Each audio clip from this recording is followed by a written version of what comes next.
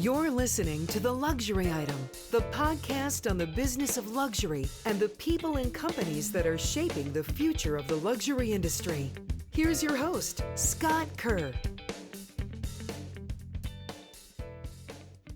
Grace Kelly's style, beauty, and poise inspired not one, but two famous handbags. Of course, there is the famed Hermes Kelly bag, but American luxury brand Mark Cross also named a bag after the American actress turned princess who defined 1950s Hollywood style. The Grace bag, now popular with celebrities like Angelina Jolie, Taylor Swift, Lady Gaga, and Rihanna, became famous after its appearance in the 1954 movie Rear Window, directed by Alfred Hitchcock and starring Kelly and James Stewart. The 176-year-old Mark Cross flourished in the early half of the 20th century, and there was a moment in the 70s and 80s where Mark Cross had 23 retail stores across America. But by 1997, the brand lost its luster, and its then owner Sara Lee Corporation, yes, the bakery giant, shut down the brand. In 2011, New York entrepreneur and fashion retailer Neil J. Fox saw potential in Mark Cross and reintroduced the iconic brand to today's market, hoping to uphold the same curiosity and passion as it had years ago. In 2018, Fox was succeeded at the helm of Mark Cross by my guest today on The Luxury Item. Ulrik Garde is president and CEO of Mark Cross, America's oldest luxury brand. With more than 25 years of experience in luxury consumer goods, Ulrik Garde's reputation of building and reviving major consumer brands and leading change led him to his current position, taking Mark Cross into the future. Welcome to The Luxury Item, Ulrik. Thank you, Scott. Thanks for having me. Thank you for joining me. So when you took over the helm of the company in late 2018, you said you wanted to evolve Mark Cross into a lifestyle brand. What did you see in this storied 176-year-old American heritage brand and its DNA that showed untapped potential? Well, Scott, as you know, my career has been very much about repositioning heritage brands, but never out of America. I worked with the repositioning and revival of Burberry, of Celine in Paris, and then the Danish Georg Jensen. So for me as a native Dane to have this privilege of really working with the oldest American luxury accessory brand was a fascinating to start with. And when I looked at the history and the positioning of Mark Cross over the many years, it really, for me, was a sleeping beauty that was lying there waiting to be awakened. I don't know whether you're aware, but the brand actually was shut down at the end of last century. Right. At the time they had Alone in the US. Sara Lee did that. Exactly. And they had Alone in the US 23 stores at that time. So a prominent positioning in its home market as well as internationally. And I don't see today, perhaps you can help me out, but which other American luxury lifestyle brand out there with such a long heritage and an authentic heritage as we have really exists. Yeah. So for me, there was a niche to be filled, and I think we have our full rights to be the one who does that. Yeah, and like you said, Mark Cross is one of those sleeping beauty brands. For our listeners, it's brands that have been dormant for a while, but retain potential brand equity that can be conjured up in the minds of consumers by basically re-articulating the brand's heritage through new product offerings. And sometimes brand revivals are met with mixed results.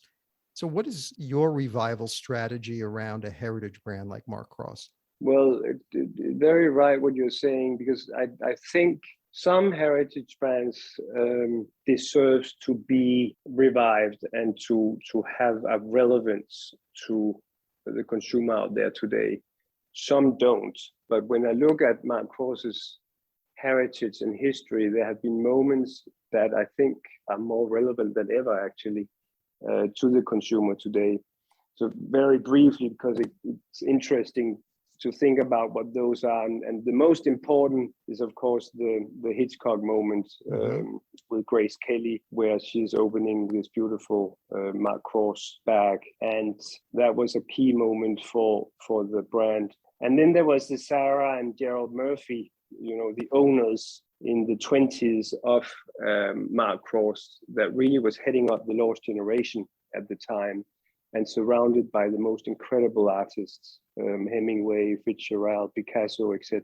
And their lifestyle I find so incredibly inspiring, this bohemian chic, American, and therefore with a very strong, sophisticated, casual approach to the way they were living. But it was very true. It was very real. It was very family oriented. And I think a lot of young people, and including myself, even at my age, I really find that so inspiring to see how the owners of the brand was managing the business whilst having this incredible lifestyle, and that's something I think we all can learn and aspire to.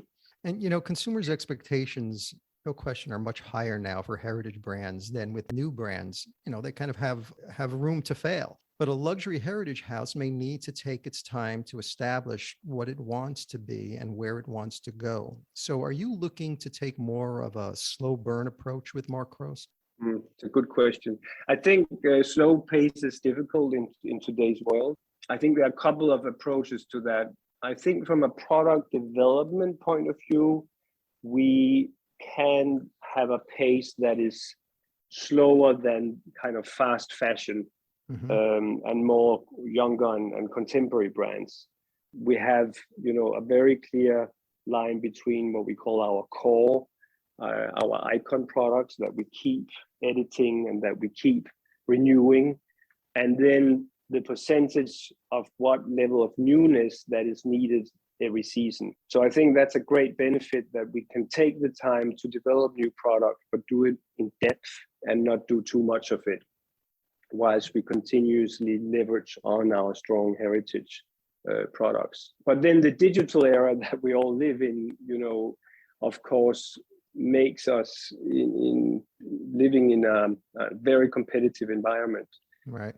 So from that point of view, we have to be very agile and innovative and really have the finger on the pulse to follow the consumer, and being able to service them in this omni-channel environment that is becoming completely transparent now. So from that point of view, it's really important to be very proactive and fast moving. And in late 2019, several months before the pandemic shut everything down in March 2020, Mark Cross opened its first standalone boutique in decades. It was right here in New York City on Madison Avenue. It represented a significant shift in its overall retail strategy that had previously focused solely on wholesale and e-commerce.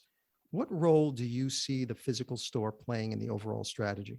I think it's incredibly important, and it was my first larger initiative since I joined. First of all, to re-platform completely our website, and then to open our first physical space on Madison Avenue. And I think at our price point, with our quality, with the history that we have to tell, it is absolutely key to have a physical presence. And we see a beautiful, seamless way of servicing the customer on and offline today from the flagship store. And the experience that you have when you walk into our store is very much about, of course, telling our story, but having this experience of, I like to call it a gallery more than a store.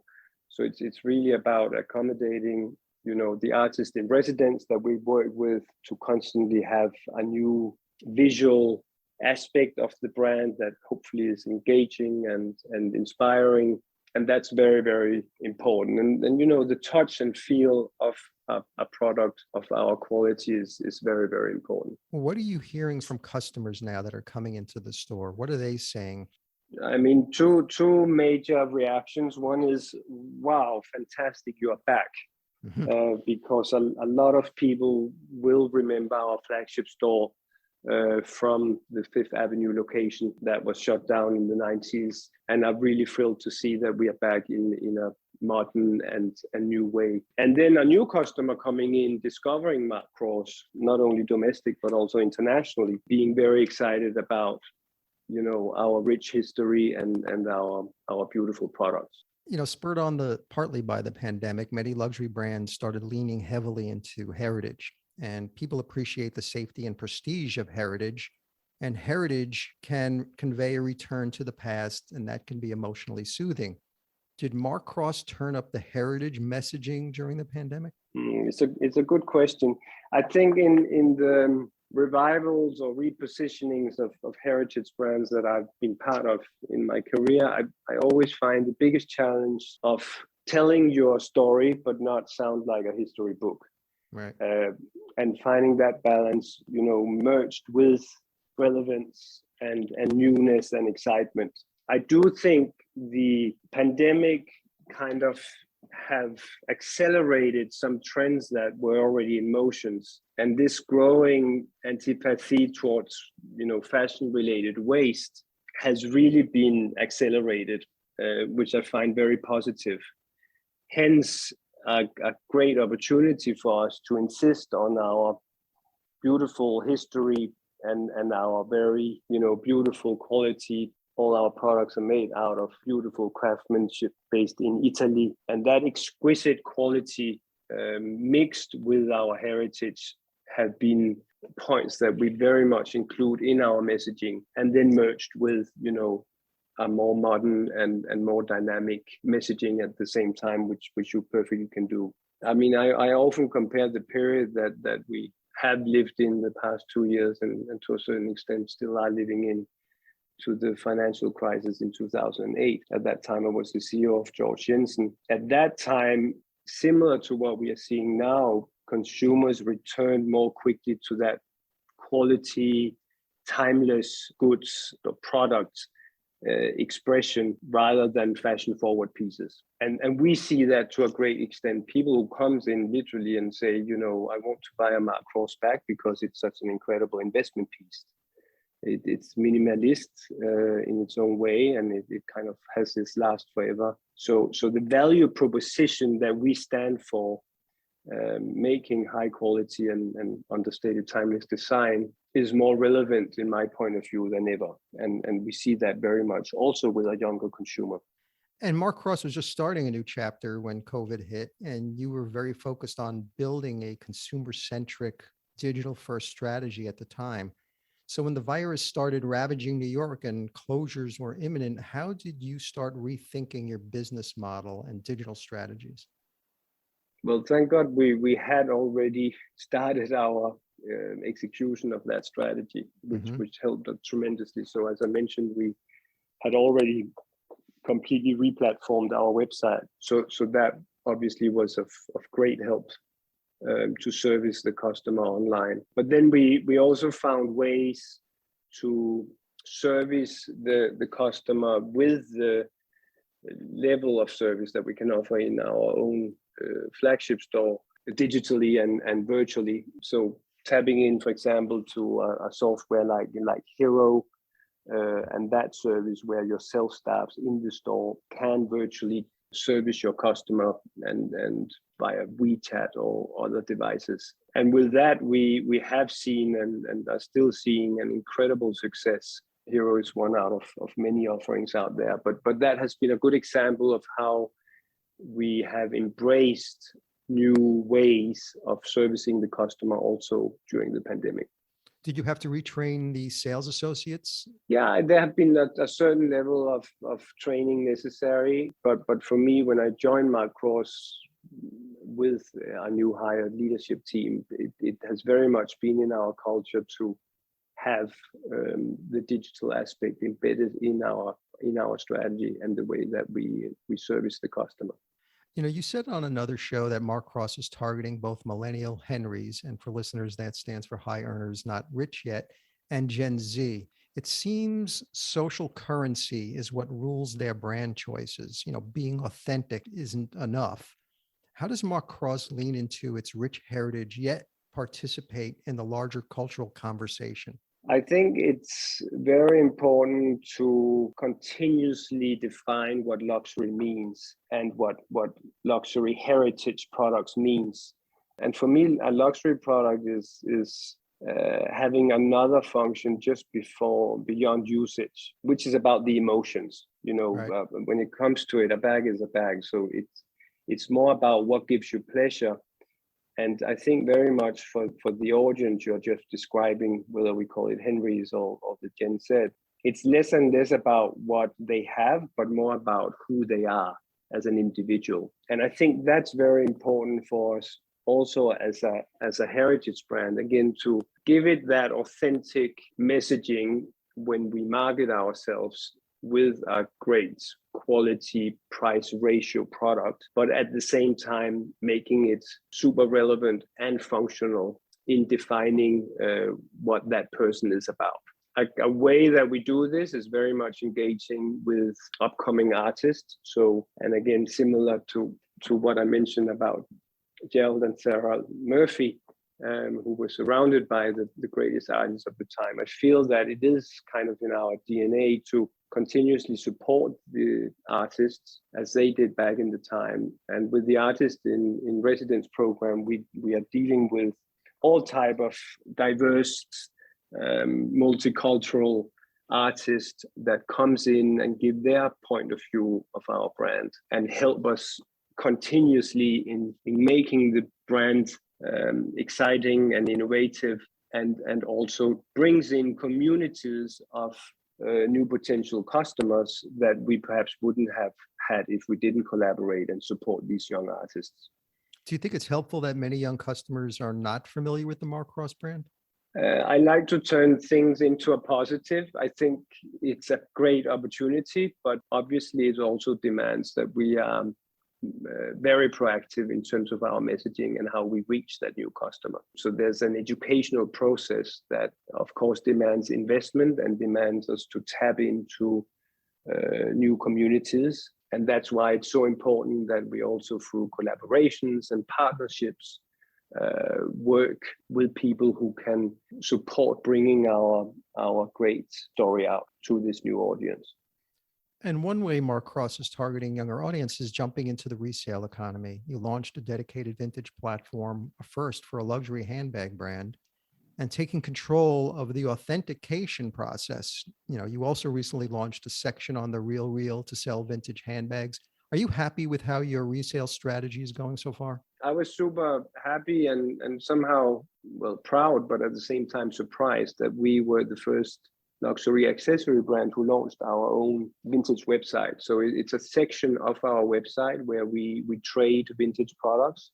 So we buy them from customers and resell them. Some products we keep in our archives, and some are used greatly as inspiration to our design team. But surprising that very few luxury brands still have not taken kind of ownership of their ecosystem, really, right, and of this channel that we are seeing very beneficial, both from a very revenue point of view, but also to attract that younger customer often we are talking about, who comes in, and there may be two reasons, either they love the feel of a vintage bag or vintage product, or from a price tag point of view, they prefer to start with a vintage product and then eventually convert into full price newer products. But we are seeing great traction there. Interesting enough, a great percentage of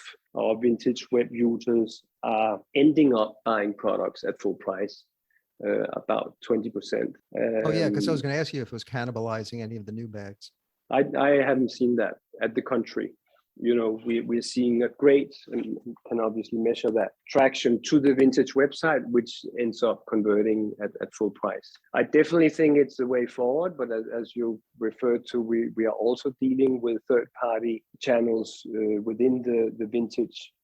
So I'm not at all against that, at the contrary. So we have, for example, this great partnership with the Real, but I'm very pleased so far with the results and the control that we have gained over a big part, at least, of the beautiful vintage Mark Cross products that are out there. And you also invested in a Copenhagen-based technology firm to create this digital passport for the Mark Cross menswear range. How does the digital passport work exactly? So that was another initiative that we started back in 19, and it was really to document the full path of our Mark Cross product. So what happens is a customer can come in, buy a Mark Cross product, and will automatically with it have this digital passport that is linked to a company called the True Twins. And that, first of all, of course, gives it proof of authenticity. It gives the customer access to repair services, product valuation services, and then potentially to sell the product on the vintage website or elsewhere later on. It gives, first of all, this possibility of following the path of the product, and then to a great extent also of giving it the transparency of how the product is made, which again, I think is very important and will become more and more important to really show the consumer the quality and the sourcing of our products in details with great transparency. There's a digital chip inside, right? Is that how it works? It's a digital chip, exactly, built in. So embedding sustainability into the operations has been a focal point of yours. You said in an interview that in order to be true to our mission and to the vision of Mark Cross's future, we have to make sure that we are, from a sustainability point of view, acting in a respectful way.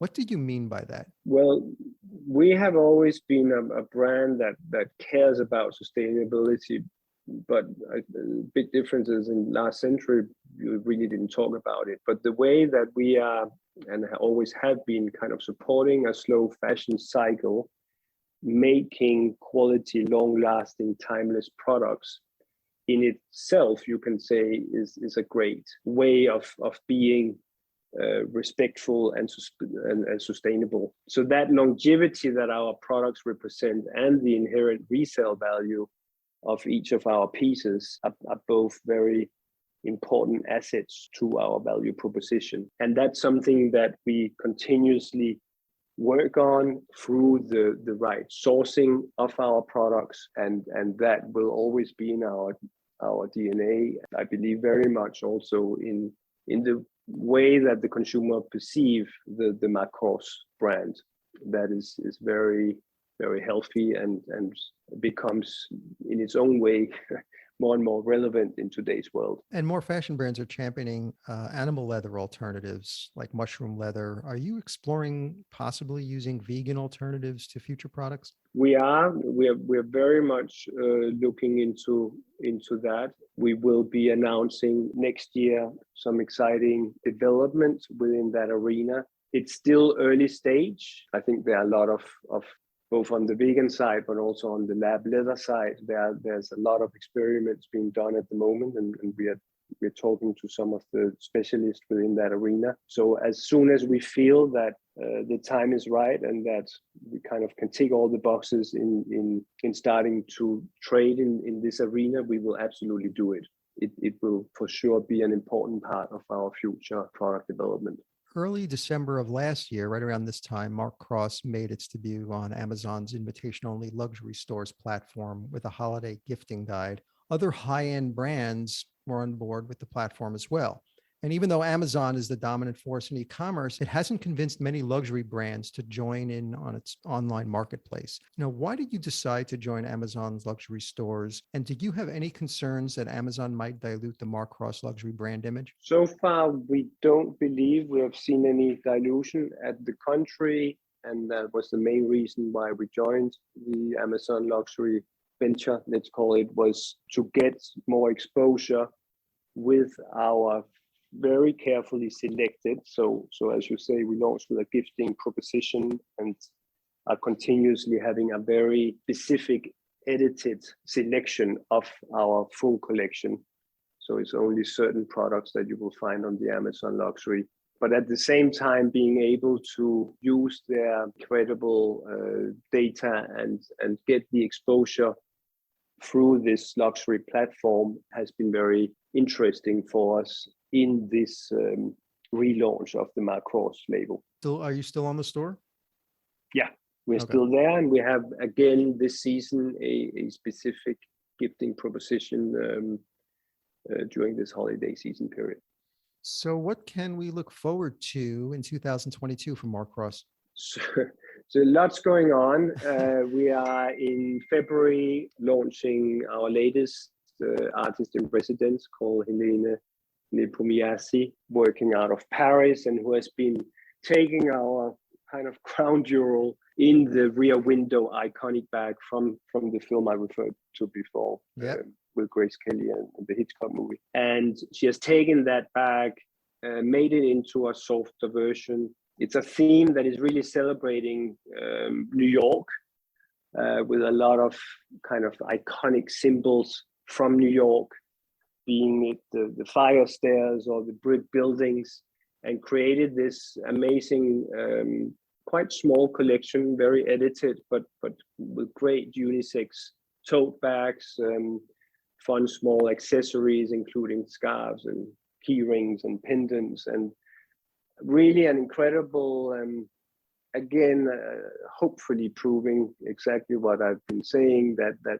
taking, this beautiful, iconic Rear Window bag and then turn it into a very colorful, vibrant, modern collection inspired by that beautiful moment in 1954. So looking forward to that. That will launch in the stores in February. We have just hired in September a new creative director and a new design team. And they are, as we speak, working on our Fall 22 collection.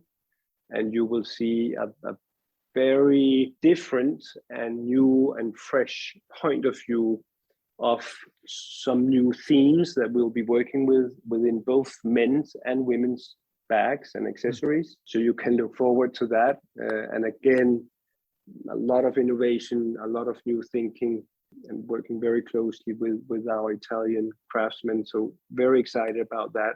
And then we have quite a few collaborations and partnerships coming up that we will soon be announcing, including some new artists for our Artist in Residence program. We have a pop-up rollout program. So I believe very much in not necessarily long-term heavy commitment to real estate in some of the luxury streets in the key capitals around the world, but more testing new markets with pop-ups, either through our great wholesale partners or directly. And those pop-ups will very much reflect these different collaborations I've been talking about, and these, let's call it capsule themes that keeps the brand innovative and exciting. And with that, always, we are working on marketing plans with a 360-degree implementation. So of course, the digital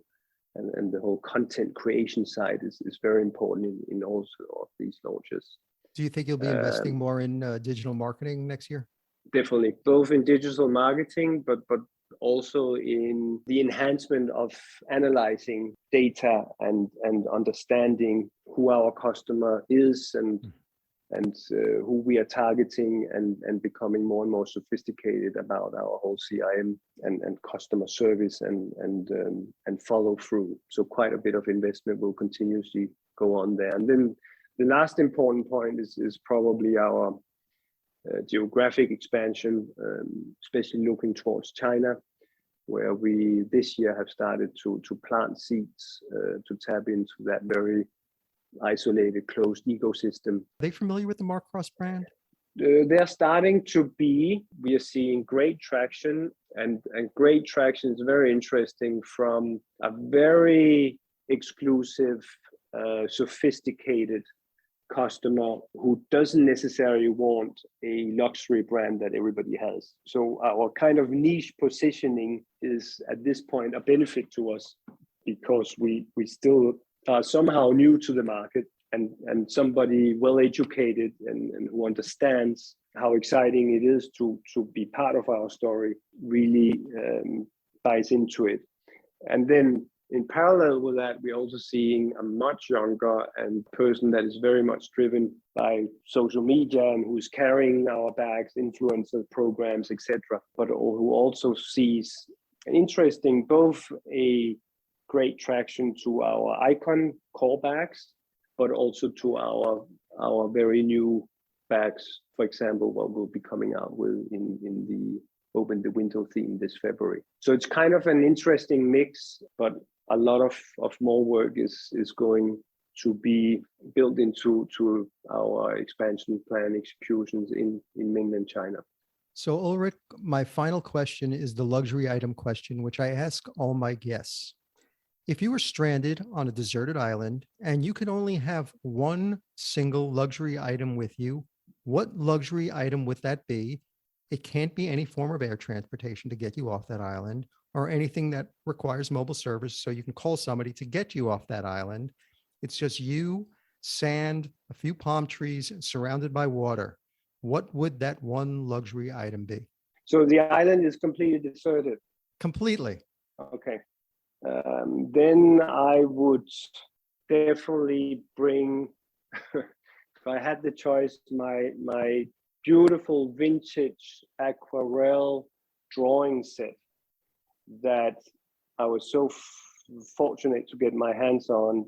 It was customer who came through our flagship store with this incredible little, really, it is a travel set where you can have your aquarelle powder in these small bottles in this leather cover. You can just imagine somebody sitting on the, Titanic or on a cruise ship back at the time and doing, the beautiful aquarelle drawings during transportation or during traveling.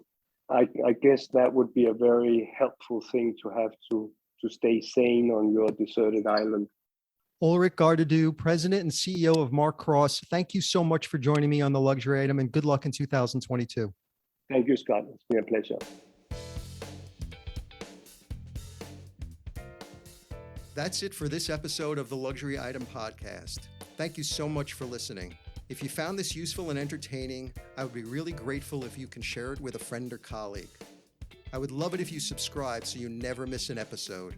And while you're there, be sure to rate and review us on Apple Podcasts. It really helps other listeners find us.